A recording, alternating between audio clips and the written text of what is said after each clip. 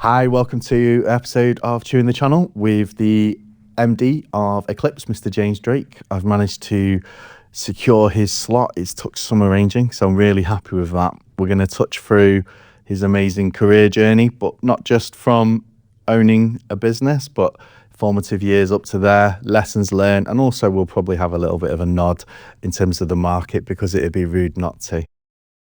So, Mr. Drake, thank you for coming to the Northwest, taking your holidays from the Northeast.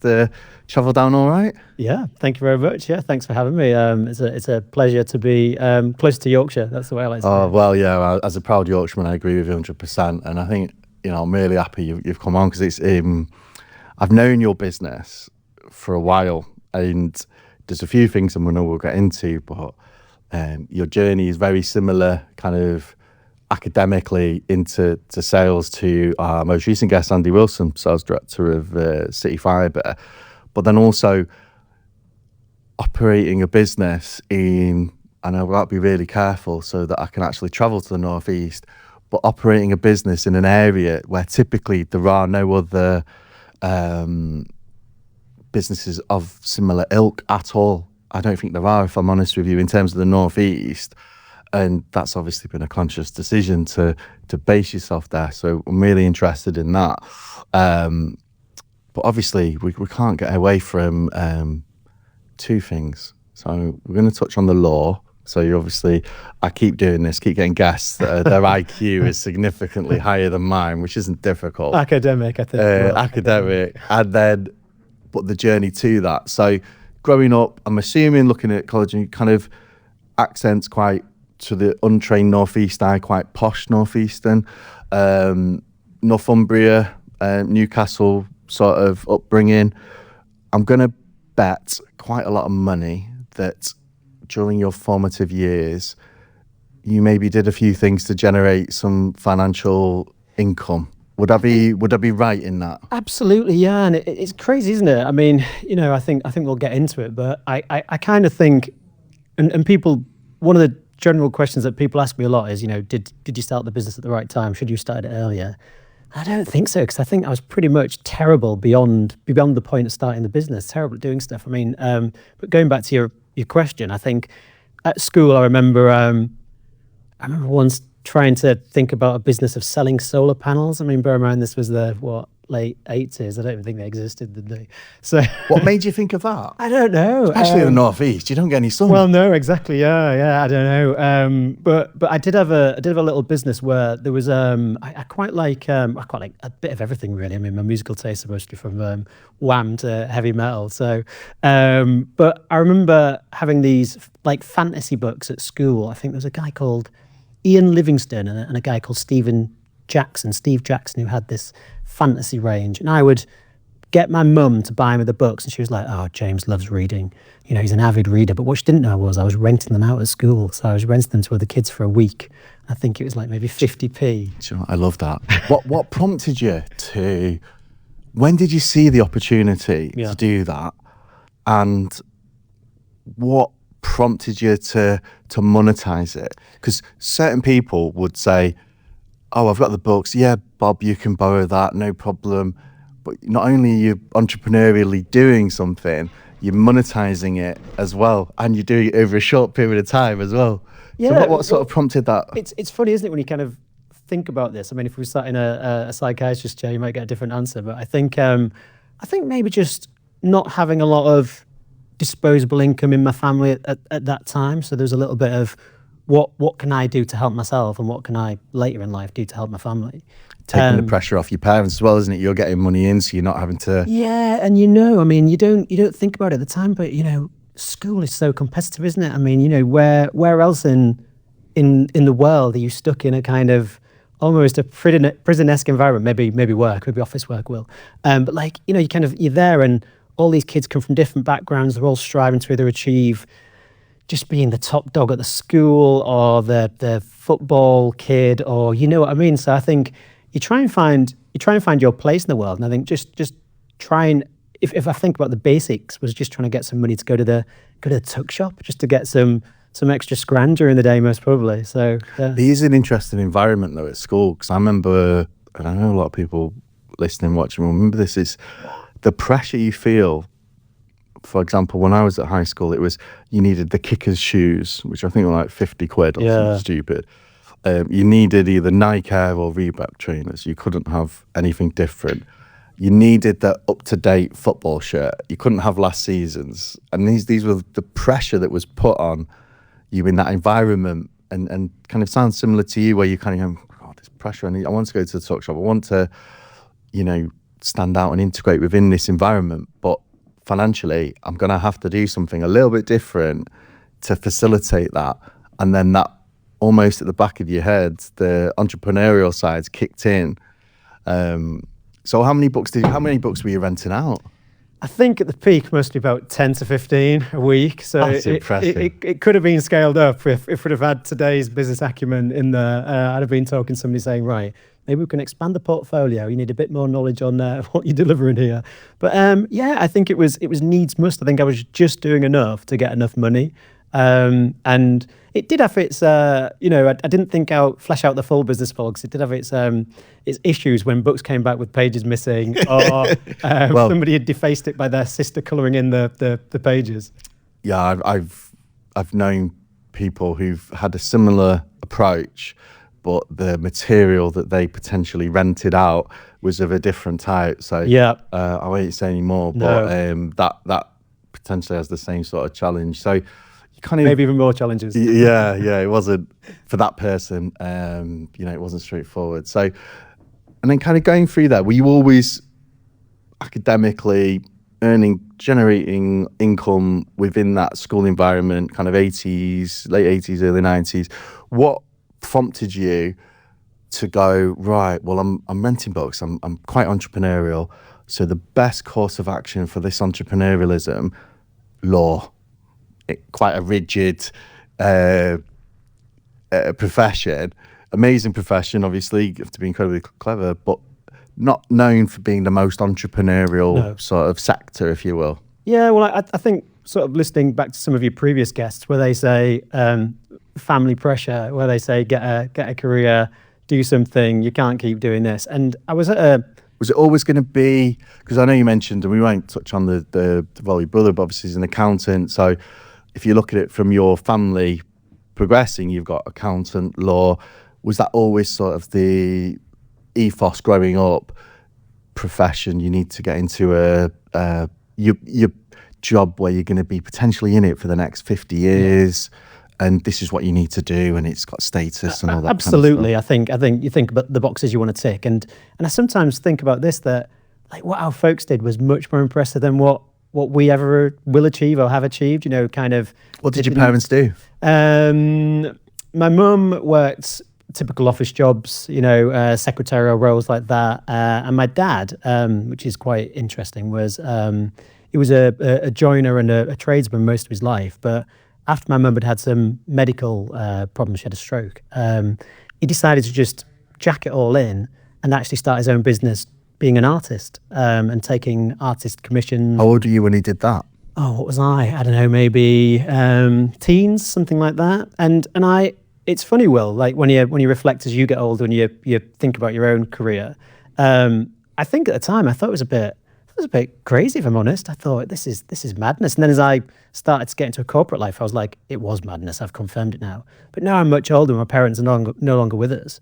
I think it was really, really entrepreneurial, and actually to go and just say, well, I can create enough money by what doing sort of art this. was he doing? Marine portraits. He started off doing Grand Prix and going to the Grand Prix circuits and selling prints and pictures at Grand Prix of drivers and racing bike drivers, riders and stuff like that. So yeah, it was really entrepreneurial, and I don't think it ever, if you modelled it out on a spreadsheet, would have had the basis to be, a mega business or have loads of staff or make loads of money. But he was happy, he provided for his family. And yeah, you had to kind of think kudos, because I'm not sure, as I've now hit 50, I'm not sure if I'd have... Well, it's amazing, really, because if you think about it, not only is the complete career change, you're going from pretty much guaranteed job, income, family pressure, all those things, into something that he obviously loved, like a passion.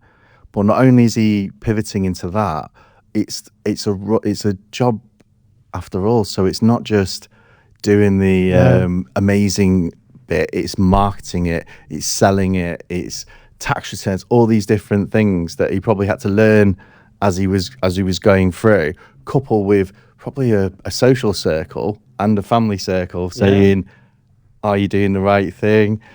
Your wife's been poorly, you're doing this, you're doing that. But to have that strength of conviction, this is what I want to do, in such formative years for yourself growing up, you're probably right. We probably all look at stuff at the time through quite a narrow view. Yeah, definitely. And then when you look back, you think, actually, that planted some brilliant seeds for me, which I didn't realise, but also, my God, the respect and the appreciation. Yeah. And sometimes I suppose in business, you'll make a decision, and I bet you've done this, and we'll probably touch on that, where at the time, you're the only one in the room making that decision. Yeah. And people think, he's gone mad. He's gone mad. What is he doing? Usually in marketing meetings. Yeah. Probably. Yeah, when they watch this, they'll be like, he's been out there. But then you look back and go, I was the right decision. And people in the room kind of will look back and go, kind of understand what the method of his perceived madness at the time was. So he pivoted into that, but it didn't at that time have that impact straight away for yourself, because obviously your law, studying that, always going to be a lawyer. No, I don't think so. I think I had a job with Kingston Communications, who's the biggest employer in Hull at the time, and had that, and I'd been there because you went from fully qualified, distinction, all that stuff, or commendation. I did my research, and then you've gone into Kingston as a technician. It reminded me so much with Andy, where it's kind of obviously that formative years has almost has won out against the academic approach, because you didn't go, I'm going to practice law, so I'm going to find a law firm to practice with, and that's going to be, you've gone, actually, this technician role, Kingston, massive business, Hull. Was an opportunity came up and you just thought, I can't fancy that? Yeah, I think pretty much. I think between my 20s and 30s, I was quite lucky, in the sense that, if you think, and I say this to quite a lot of the younger people who work for me, take the opportunity to develop who you are, what you want to be, try and strategize a little bit. I know it sounds ridiculous with life, but life and business are intertwined so closely that if you don't think about what you want to achieve in your business, you'll never think about what you want to achieve in your life. And it's the same, really. So I say to the young people, while the pressure's off, while you've got the bank of mum and dad, and I think I was quite lucky, Will, because I had the bank of mum and dad while I was at home. And then when I moved away, I kind of had the bank of commerce, which I'd sort of generated some income, and it gave me a chance to kind of pivot my career a few times. But that law one, I had a 4-year journey of doing my degree, and I came out of it and I was just like, I quite like the money of this telecom stuff. It's hard to get away from. And by the time, because my law degree was part-time, by the time I got to the end of it, I was like, well, I'm earning a good amount of money, and I'm also quite good at it. So why would I now go back to the start of the race? And you kind of have that little conversation with yourself, and the conversation about being good and earning money won for a few years until I had the opportunity to kind of get out of a business that was being sold, and I didn't want to go into the acquirers. So I was like, well, let's get out and think about this again. So again, I had the fortune of a period of actually sitting and thinking, what do I want to do? Especially in your 20s as well. Yeah, this was my late 20s. So by this stage, I was like, this sounds fun. So I moved to London for a year. Lived with my sister in St Albans and commuted into London to do my LPC, which is the first part of becoming a fully qualified solicitor. And I lived like it was I lived like I was 19, 20 again. It was crazy. Maybe I think people in London, it's a different world, and I think there's people in their 50s, 60s that live like they're 19 in London now. Just with the culture and how it is, but. It's interesting you kind of doing that, because you had, and I know this from you, so it's kind of an assumption that it's probably based on fact, your work ethic moving into a city like London, while there's an amazing social bit, having that work ethic in a place like London where there's opportunity and progression, all those things, they go hand in hand. They really do, well. yeah. And I think that was ultimately the decision that came about the law as a profession, because I couldn't visualize the stuff that I considered to be my key strengths in that profession, where I don't think I could get to the point I wanted to get to quick enough. So, like, you know, being able to. Do you think the gratification? I call it a gratification, I suppose. But when you first start in sales, there's the gratification of there's not quick wins, but you sell something, the kudos. It's over a relatively short period of time, and obviously then there's the remuneration. That is a very addictive mix versus perhaps in the law side where it could be property law, it could be criminal law.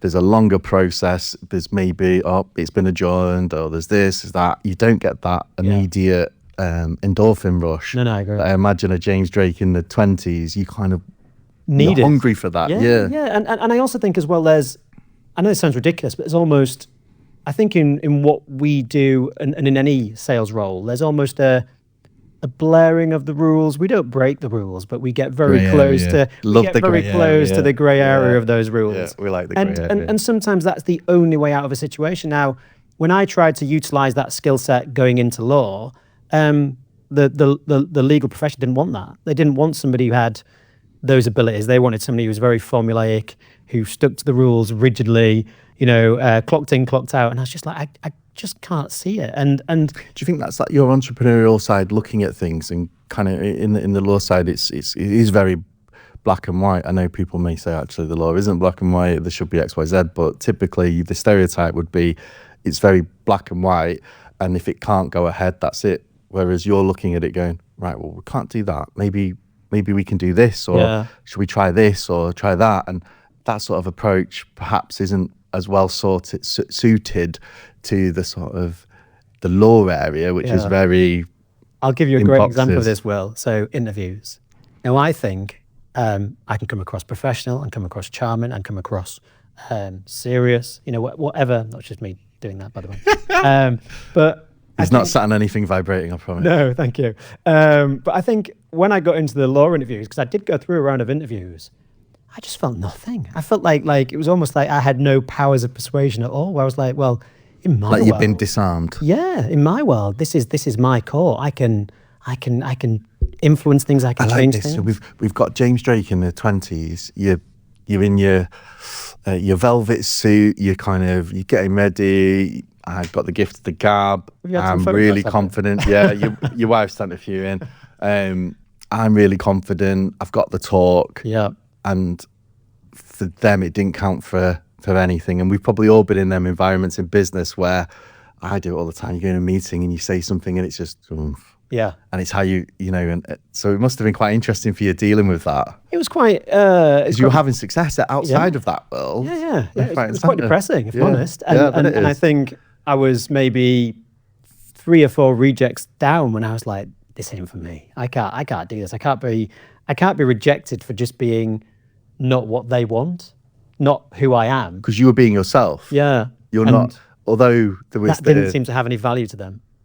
So at that time. There's a lot to be said, and I think anyone, again, I would say this to people watching, being authentic and being yourself is really important in anything, but particularly careers, because if you'd have been a brilliant actor and forced yourself into a box to pass through these interviews, I think you would have ultimately been found out, because you would have been living a lie, wouldn't you? Working a lie. Yeah, and it's funny because I've still got friends from that period. I made some great friends I'm still friends with now.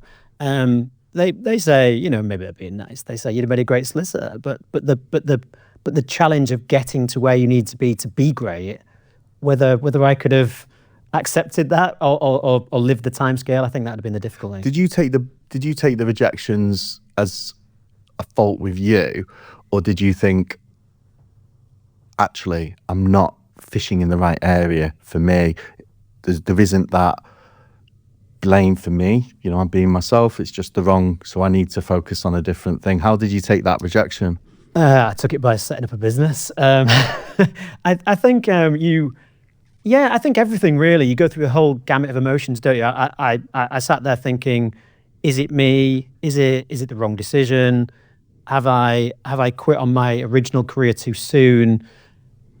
Is this really for me? Am I taking advice from the wrong people? And I think it was everything really, Will, and really Who did you go to for sort of steer around that time? everybody who'd give me an answer that who I asked the question of, and you know, I think parents, friends, people on the course, other people in other industries. Do you still do that now in terms of certain key decisions? Do you have a not the same people, but do you have that sort of approach in terms of canvassing Absolutely. opinions? Like I hope you asked me about the loneliness of being a CEO or an MD. But yeah, absolutely. I don't think I think it is a lonely gig. I don't think I could do it without. And it's really funny, isn't it? Because I think as our market consolidates and condenses, I use our peer group more.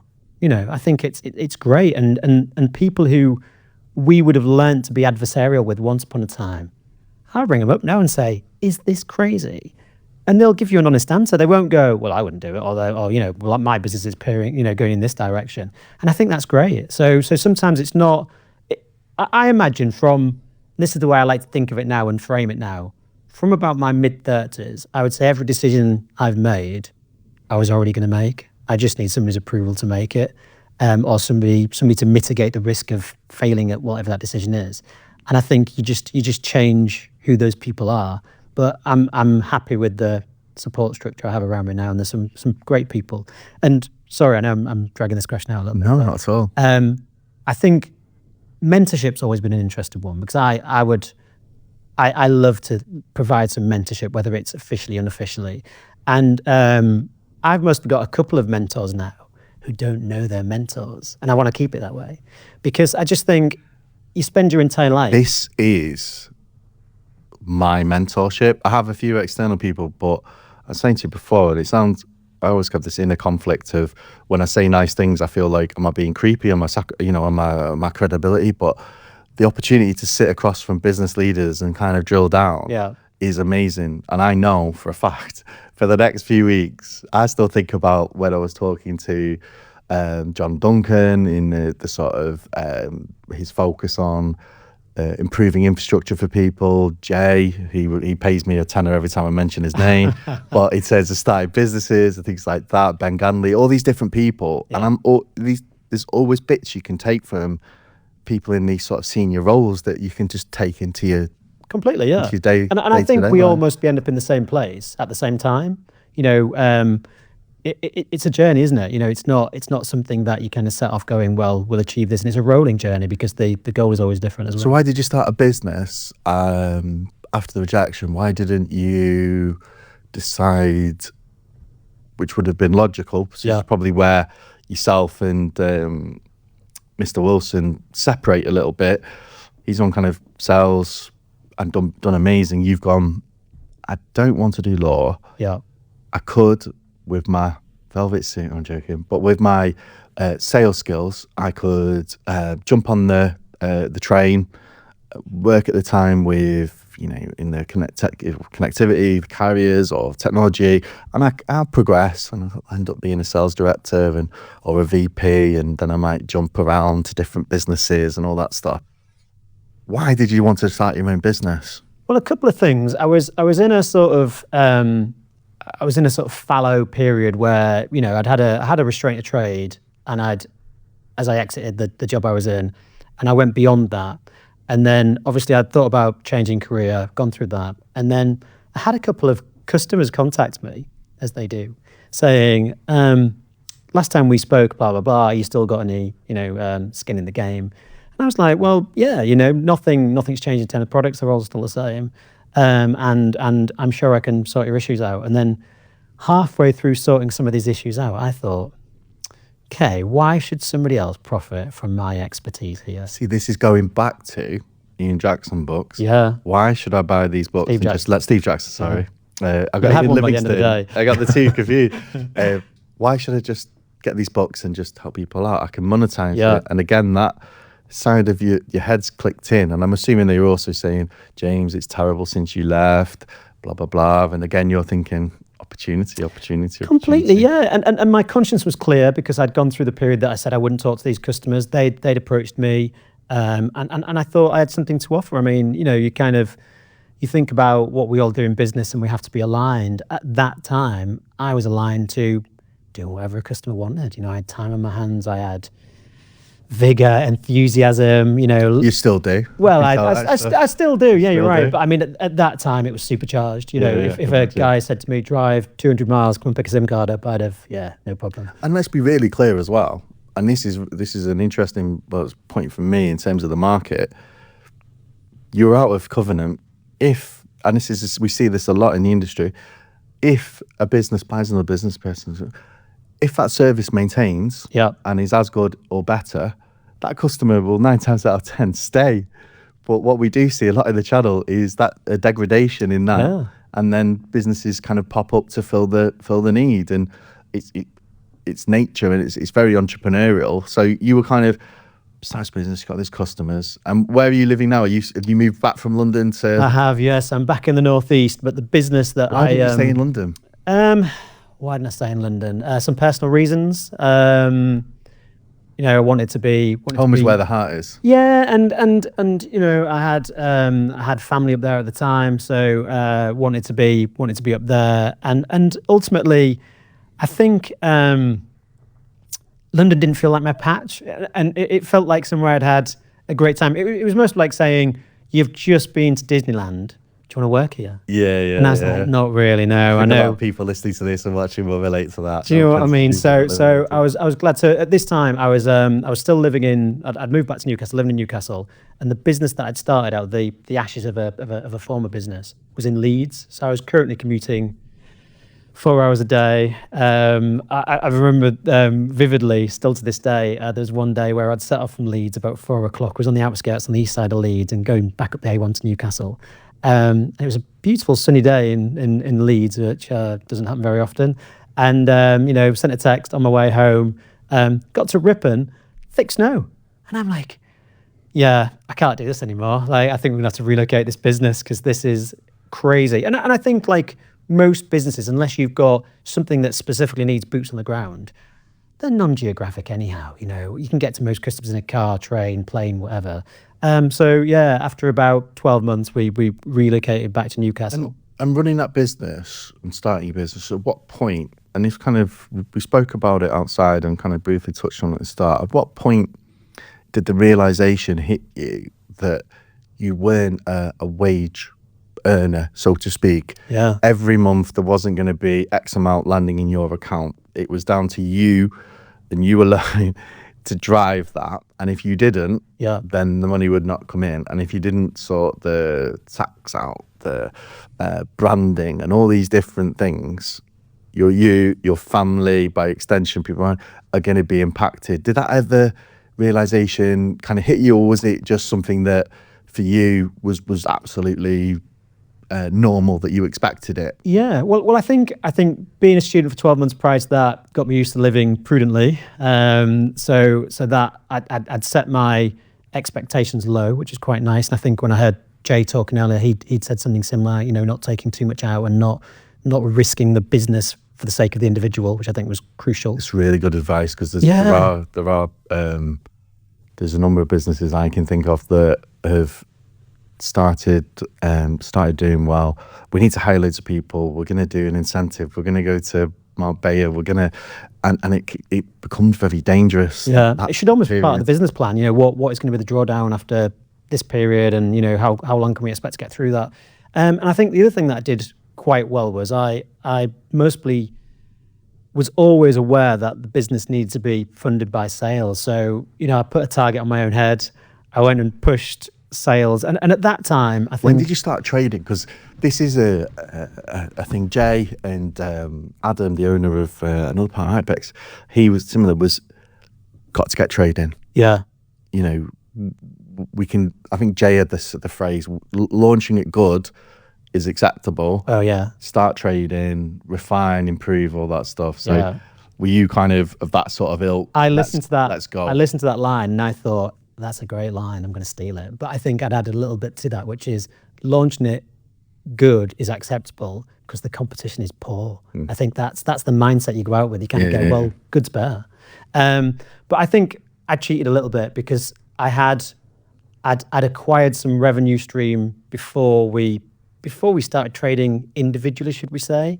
So we had the bones of a business there. We didn't have any staff, but we had customers and we had revenue.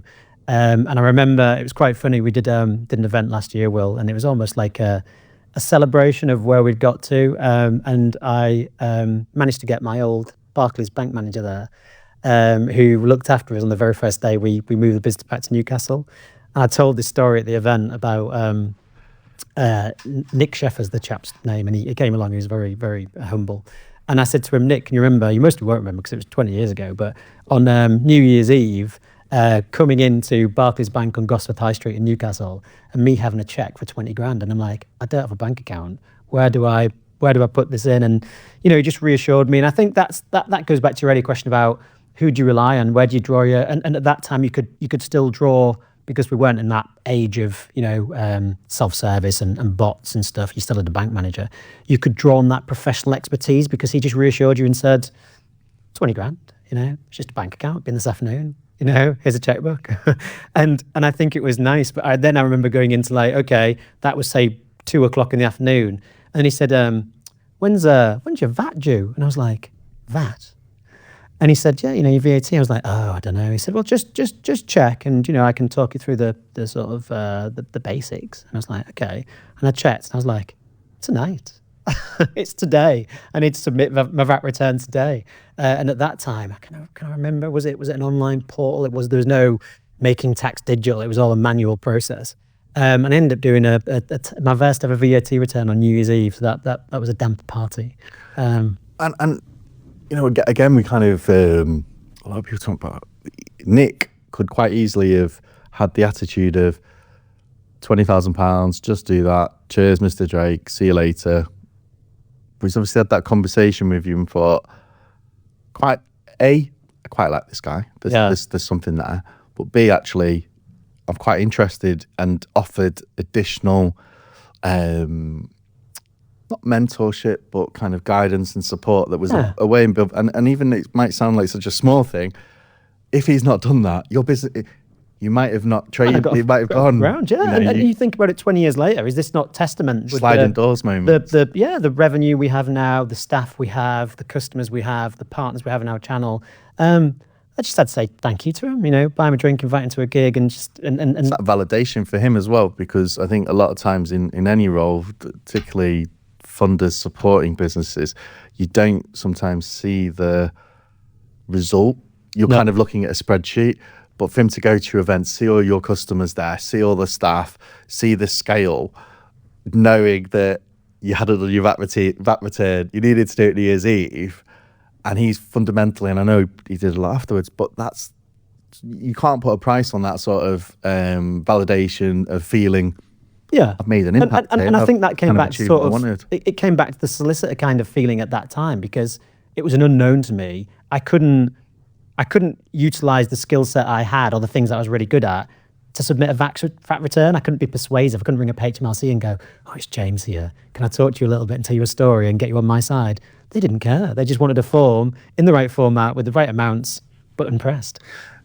And what, kind of skipping forwards a little bit from that, because you've got kind of the entrepreneurial seed. Yeah.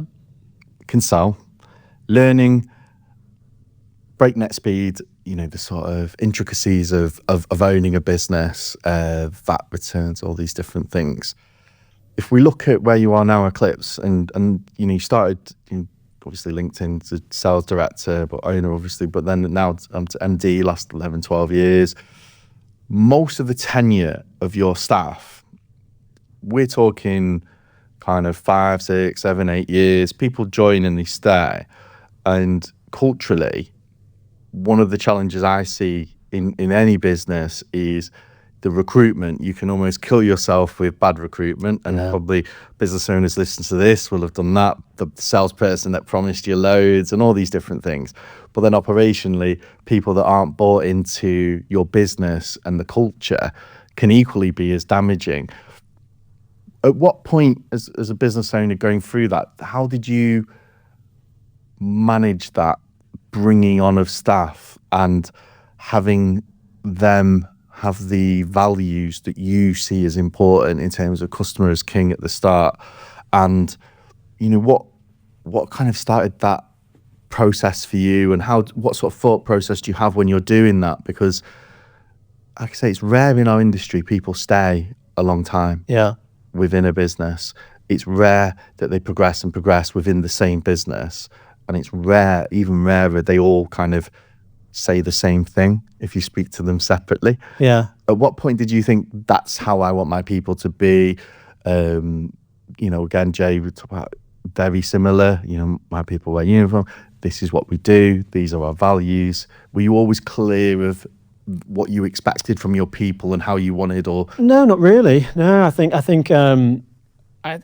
we went through a failure. Really, that's the thing that drove success. And there's always that saying, isn't there? What they say? Fail to prepare to fail.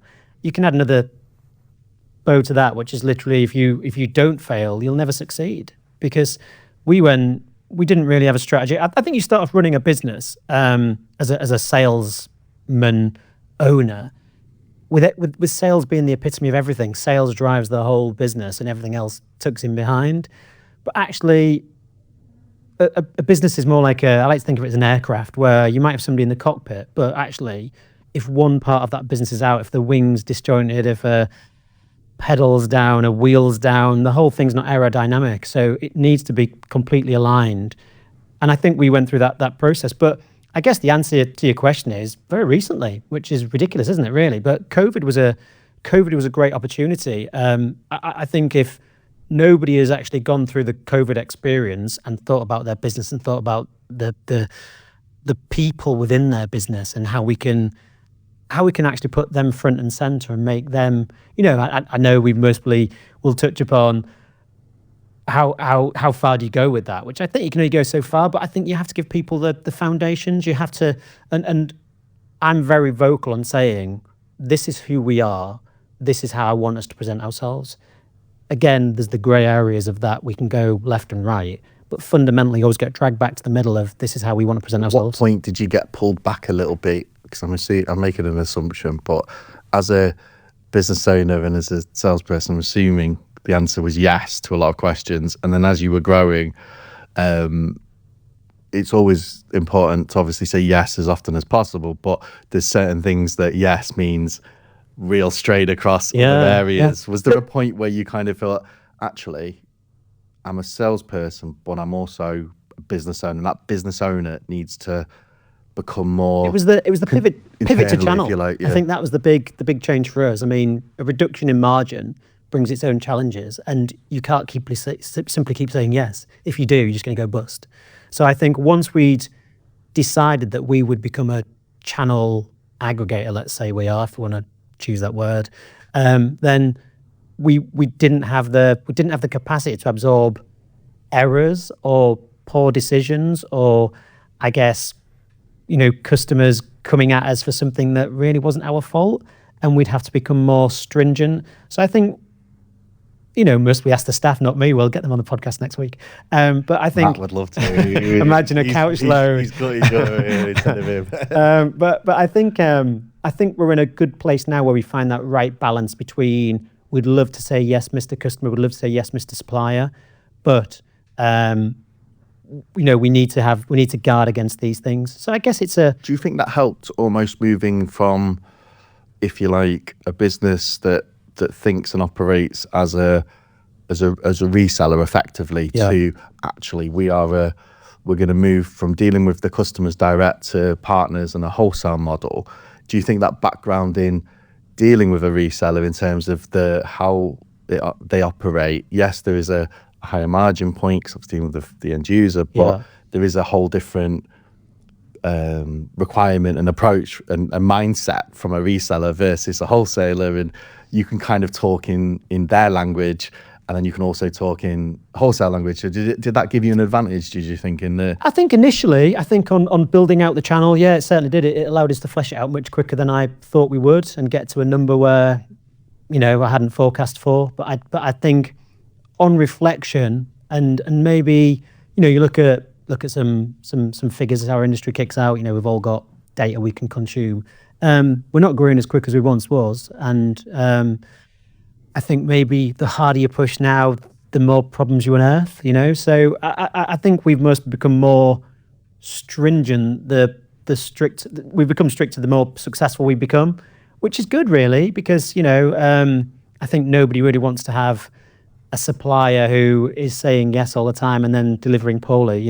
We talked about that conversation earlier, where if somebody works by an end goal, as long as you achieve that end goal, is that it? Is that really what you want? It's the same with resellers as much as wholesale.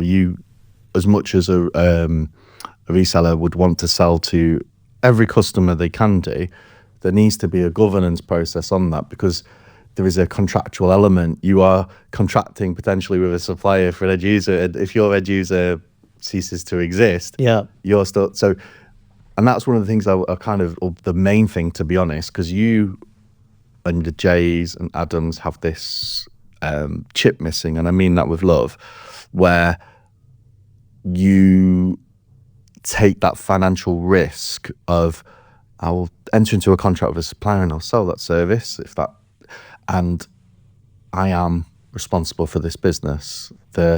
Yes, business does well, I'll do well, and deservedly so, but if that business fails, potentially my family are impacted, my staff are impacted, and that's the bit that frightens people like me, who like to think of ourselves as entrepreneurial, but not, we've maybe got that chip, we've got the mortgage, we've got the kids, whereas you are at that position, and a lot of us don't think of this, and we should do more in any industry.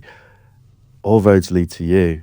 If you decide tomorrow that Eclipse are selling bananas, they'll sell bananas, but they may go bust, and then all your staff are at work into economic. So how do you? Two questions. How did you deal with it at the start? That sort of worry, juggling home bills, and then how do you do it now with all that kind of experience behind you? What was James at the start dealing with that pressure? Well, at the start, how did I deal with it? Very poorly, I imagine. I think you also get caught out in the I guess, what should we call it, Will? The glorification of the sales process. So, I think work hard, play hard, and it's easy to do when you're younger. It's easy to do when you're running a company on your own with no responsibilities apart from your own downfall. But when you start getting staff on board, then it's sort of rein that in a little bit. So yeah, I think dealt with it. Some people don't. Some people continue that, and that can be. I'm amazed. Yeah. I really am amazed. How? But maybe they're configured differently to me. I couldn't do it now. But I think recently, I think you take people on the journey. So I would never make a company affecting decision without either, I must sound like a politician, but sort of softly announcing it within the organization first and getting some sponsorship and some buy-in from the team. Like I say, there's very rarely a decision I make that we haven't already made before the time I've made it. But I think that's the key for me, is just having people on the journey. And I guess it's like, if you went and talked to a financial sector person tomorrow, they'd say, what's the line they normally kick out to you? Past financial performance is no indication of future gain. It's the same, but it's something to fall back on. And if I say to people, look at what we've achieved, and a lot of it has been using the same model we're going to use to make this decision, people accept that. Credibility. Yeah, exactly. Yeah. How is it ever lonely? No, I don't think so. Not well. It obviously is. Otherwise, you wouldn't seek out other people's counsel. But I think it doesn't need to be, I guess, is the answer. And let's rephrase what you're asking me in a different way. It's not loneliness. I think sometimes it's boredom. In terms of, is it lonely, boring? Is it all the negative connotations you could put with being a business owner? But I tell you what, I personally work with some great people, and I think that's what really stops me being lonely, stops it being negative. I can see the aspirations in them of what the aspirations I still have. And I think that's great, is actually having that team drive me, which then makes me drive them. So it's a reciprocal kind of relationship. Yeah, it always fascinates me because I think a lot of it's that enormity, and I keep touching on it, where you've got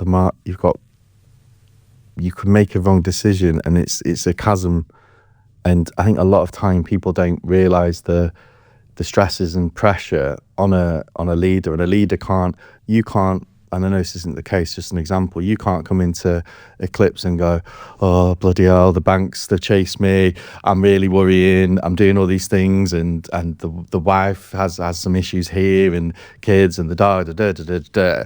You have to come in and go, right, how are we doing, guys? Are we doing all right? You have to, because you are the business is you, it's the owner. And that's I think the bit that needs a lot more respect, I think, from people, because it gets taken for granted so often.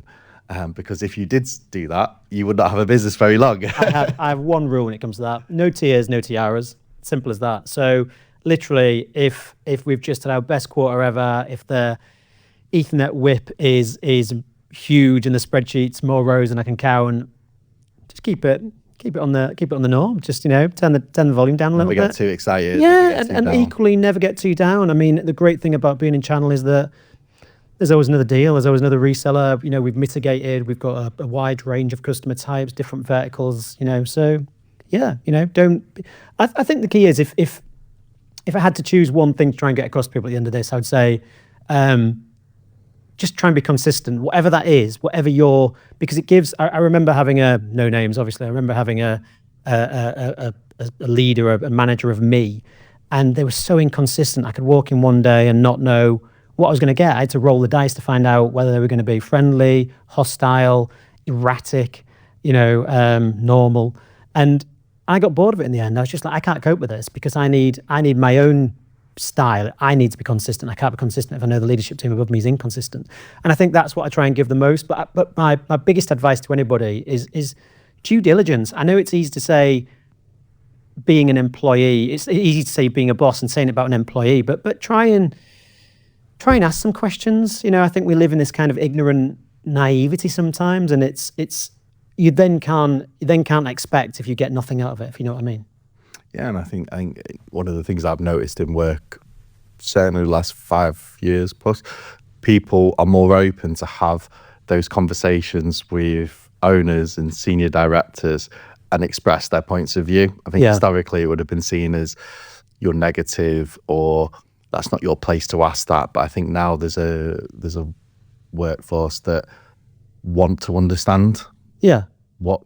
Why am I being asked to do this? What's the direction? It doesn't mean that you necessarily listen to their opinions on things. Don't get me wrong. Yeah.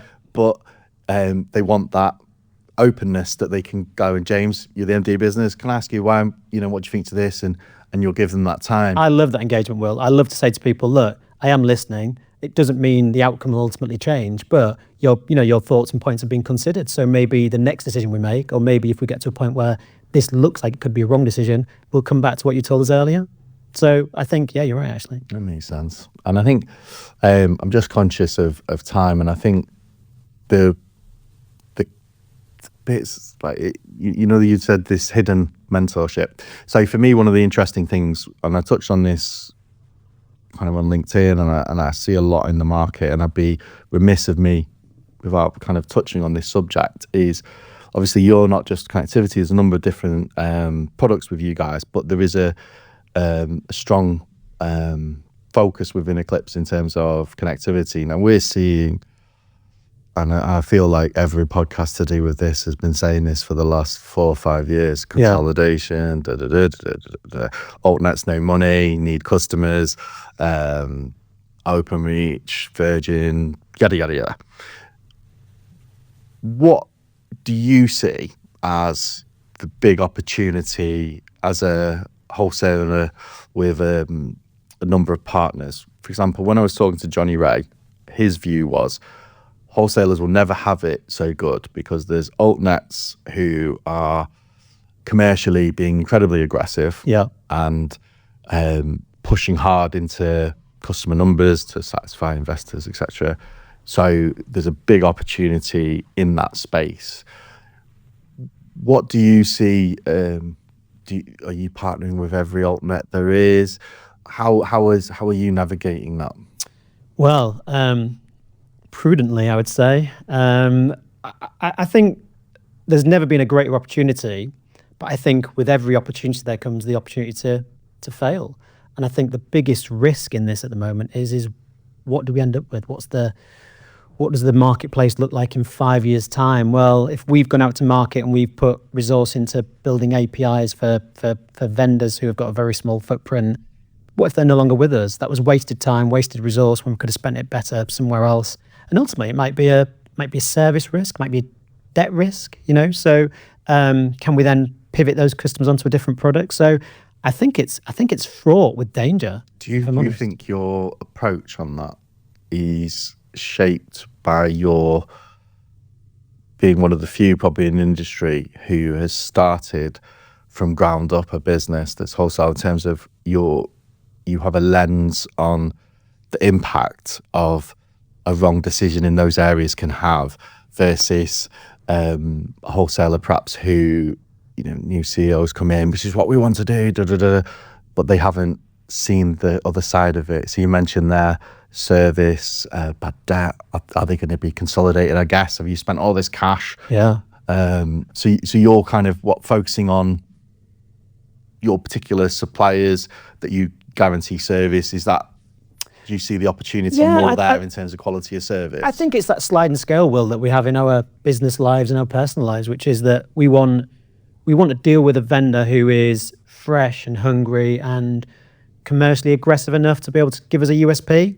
Because if you want to take home a small amount of winnings, back the favourite, which we don't want to do that, but we don't want to get so far down the pack that we're backing 1,000 to one horse. So I think it's just sliding the scale until we find the really sweet spot. And it might be that we get it wrong with a couple of the vendors, but we won't go wholeheartedly in. We're too mature now. We're too, we've got a channel of partners and a team who relies upon these decisions. So we can't be be crazy, can we? It goes back to that point, doesn't it? Yeah.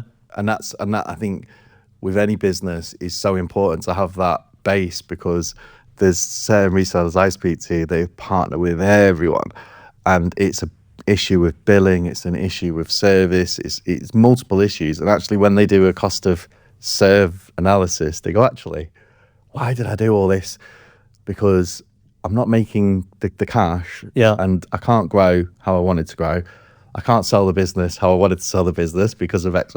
So it's quite interesting, that approach. And I think yours formative start to now has enabled you to almost not oversee the market. I don't know if this is fair, but you're able to take a view that isn't pressured. You're able to look at it logically. Absolutely. I think that's a great word, pressured. I would like to think with the plan we have in place for where we want to be in the next 3-5 years, that it's measured. Was James the sales director 20 years ago? Would you have a different approach? I'd be having meetings with them this afternoon. Yeah, that's why I asked that question. But I think it is. It's that measurement. It's making sure that those vendors are still going to be around. They're still going to have great products. And ultimately, you think about it, Will. Both two sales guys sat here. How many products can you remember? How many variations of tariffs do you want? How many service levels do you want to agree? There's got to be some unification of this when you sit with the customer. You can't tell them so many products that it's confusing for the customer. So you've got to think about having that unified approach and something that's going to last. So no, that makes sense, and I think it's certainly a hot topic, and I think we'll hear a lot of it for at least the next few years, because just buying a business doesn't mean. Let's watch this back in a few years' time. What we said, whether we were, people might say we're super. I'll be working selling books for you probably for 50p a week. My favourite question, and this is the question that Jay researched, and I've mentioned him 3 or 4 times, that he will be very happy. Yeah. He actually researched this, but and you're similar ilk, so you've probably thought about this on the way up. But obviously, if you were having a dinner, and you could have 3 guests, and I won't let you choose Matt because you would have chosen Matt, obviously, your sales director. Yeah, he'd have chosen himself. Yeah, exactly. Which 3 guests would you pick and why? So I did research this, unfortunately, but I researched the theme of choosing these guests, because I like that. it's such a wide breadth, Yeah, isn't yeah. it? And the funniest reply I found in that research was that it was incredibly cruel to choose 3 people who was alive or dead and put them in a room with people who weren't alive or dead. I was like, you've thought about this too much, honestly. So I just thought, let's just think about themes. So what are my interests? So my interests would be film, music, and somebody who'd just be, you know, a historical character. So I thought Steven Spielberg, you know, like as a bloke who's 50 now, growing up in the 80s and 90s. Yeah, who doesn't love Steven Spielberg and Steven Spielberg movies? You know, 100%. and I could mostly sit there It's and a talk brilliant about his. show. Yeah, I'd mostly get rid of the 2 guests. Then John Lennon, massive music fan, Beatles when I was growing You have up. to have and- vegan food though. I Really? can't imagine. I don't think he'd be a steak person. Maybe Oh, I'm right. wrong, but Yeah. give him a course. Well, I thought you were going to say Tofu. vegan because he always said give peas Nothing a wrong with chance. being vegans, by the way. Oh, well, don't destroy the Yeah. joke. Give peas a chance. Yeah, piece of chance. Yeah, I like that. And then the last one was, because we were talking about making decisions, getting out of tight spaces, being agile, Harry Houdini. Because I just thought, what a great, you know, you think about this bloke was the ultimate salesman. He had to sell himself, and he had to sell against a culture of, you know, people going, it's not true, you were fake, you know, you actually don't get out of those boxes, to the extent where he mostly died for his craft. It's quite interesting as well because the 3 people you've picked have all, even Steven Spielberg, formatively, have been doubted, very entrepreneurial people, very driven in terms of their own personal values and their own standards and how they act and live. Particularly if you look at a John Lennon, amazing musician, but very, very strong in his conviction, unwavering. So they're quite interesting 3 there. Probably add some elements on top that you maybe didn't quite factor, but I think that'll be good. And what would you have as your main? Well, it's got to be beef Wellington for me. I'm not a vegan, and I love carbs wrapping around a piece of meat. That's fantastic. Contrary to how I look, I'm not. I would have loved that, by the way. That sounds amazing. Yeah. But thank you so much for your time. It's Yeah, really thank you, Will. I think appreciated. it's the Loved first it. time we've ever had a conversation where there's not thumping music in the background. Well, it's So the first one I've had with you sober, so hopefully you see a different side to me. But no, that's really appreciated. Thank you. thanks, Will. Cheers, sir. That was up there. Such a brilliant episode with Mr. Drake there. I think moving from renting books out at high school, law degree, working in London, setting up your own business, traveling, growing a business, filling in VAT returns on New Year's Eve, having such a brand in the market, and also that calmness to deal with situations was really interesting. And also a salesperson at heart, so they'll always be a favourite of mine. But I hope you enjoyed listening and watching. I know James will love it. If anyone has any questions or anything like that, needs advice on business or any of those things, to reach out. He's really open, such a great bloke, to be fair. We will be releasing via all the normal forms of communication, Spotify, YouTube, you name it. Really special episode today. I think one of our first wholesale partners as well. So thank you all for watching, listening. Any questions, just let us know. And thank you from myself and James.